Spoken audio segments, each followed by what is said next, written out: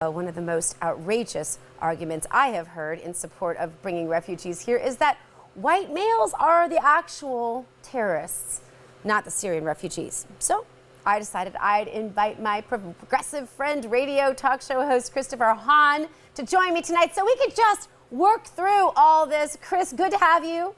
It's great to be here. All right, Senator Sherrod Brown from Ohio and Dallas Mayor Mike Rawlings are repeating almost the exact same talking point, that white men are the real problem. Let's watch Mike Rawlings' comments here. Of large gatherings of young white men that come into schools, theaters, and shoot people up, but we don't isolate young white men on this issue. Okay, so can you just level with me here, Chris? And I mean this honestly. This is an absolute valid compliment. Sure. The Democrats are so disciplined at the talking points and at sort of circling the wagons for one another. Even Hillary and Bernie have barely taken a pot shot at each other. And yet, I watch Republicans continually destroy themselves. I honestly believe this is the phenomenon of Trump. It is that the GOP for so long has done such a poor job of marketing and of controlling their candidates in any good ways, other than just trying to package them and put their finger in the wind and say, this is what you believe, go say this, and then it's not believable and they wonder why, that I think they failed. And I think the Democrats are awesome at this. Are these guys on point because the DNC has told them what to say, in your guess? Well, you know, we all get together at Oprah's house twice a week to kind of work out what we're going to say for the week. So these guys must have been there together. I missed this week's one. I probably would have said, no, the problem is gun violence. I wouldn't have said it's white males. But most of the mass shootings done in America seem to be done by white males. And it's gun violence, and nobody's talking about that. And yet we've got a bunch of candidates at the top of the GOP who are like to pretend that they're Christians, but they've forgotten what Matthew 25 says about those who knock at our door needing assistance. And that which do unto the least of them, we do unto Christ. So I don't know what's going on there. You know, it's very easy for people to get into this country, and it's very hard to get into this country under refugee status. It's a 2-year wait. There's lots of checks that go on. If you're a terrorist and you want to come here, a student visa would probably be a lot easier to get.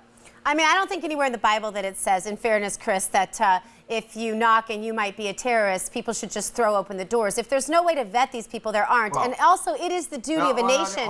And also, it is the duty of a nation to protect its citizens, Chris. There is a way to vet these people. There is a 2-year process that goes through 7 federal agencies and the UN to vet people who are claiming refugee status. But the reality, Chris, is that one of the terrorists in Paris was a refugee. So obviously that's not working so well. Obviously, the enemy, which is ISIS, wants us to stop taking in the people who are also their enemy, these refugees. They are trying to commit genocide against these people. There are lots of ways to help the refugees, though, Chris. As Christians and not let them come to our door. But we don't need to bring them here. There are lots of places they could go. Why can't they go to Saudi Arabia? Even if we put them on an island that we own, where at least they don't have access to our buildings and major cities to blow them up until they've contributed for a while.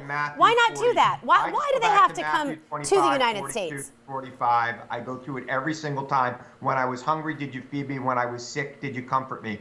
Yeah, but what about the hungry, sick Americans? As Americans, turning our back on people who are running from our enemy. Chris, what about veterans in this country that we're not feeding? My grandfather in 1939. I think that they should. I think that we need to look at this in the eyes of history. Most of these people are absolutely safe, and most of them are our allies, and we should be training those healthy men in that group and sending them back. I understand that, Chris, that most of these people are probably good people, but there are other ways to help them besides letting them in their borders on the outside chance they just might blow us up. There are other ways to help them. Why not help them on the ground where they are? Why not help them in a safe country? Why not give them more aid, which is something that Obama's refused to do repeatedly? I think he's given a lot of aid to them, and I think that there's been I'm talking about military aid. There's been a lot of discussion on how to help them outside of our borders, but look, we've got to find a place for these people while this war is going on. And I have said this before. I said this last week on your show.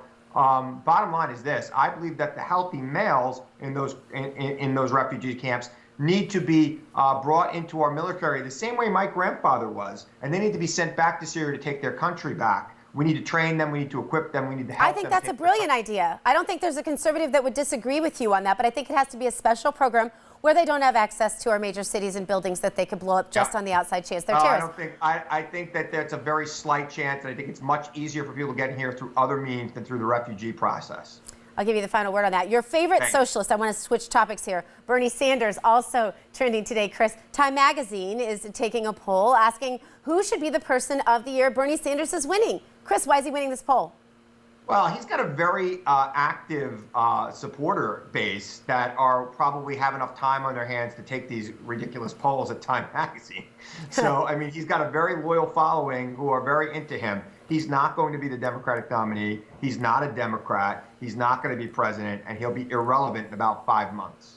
Sanders also won a key endorsement today, Chris. This might just put him over the top. I don't know. A rapper named Killer Mike took Bernie out for soul food in Atlanta and then endorsed him at a rally. Do you think this means the Sanders presidency? I think he's got the gangsta rap vote locked up. I think that gets him about 1%. But Killer Mike, I don't know him. Yeah, no, me either. But people get famous by doing odd things like this. If he would have gotten Drake to support him, even though he's Canadian, I know when that hotline ring, it can only mean one thing. So. All right, Chris. Now, from your bird's eye view of the other side of the fence, I'd like to get your thoughts on Republican primary Ben Carson. He seems to be fading away. If his candidacy is over, if that's your surmisement, what do you think happened there?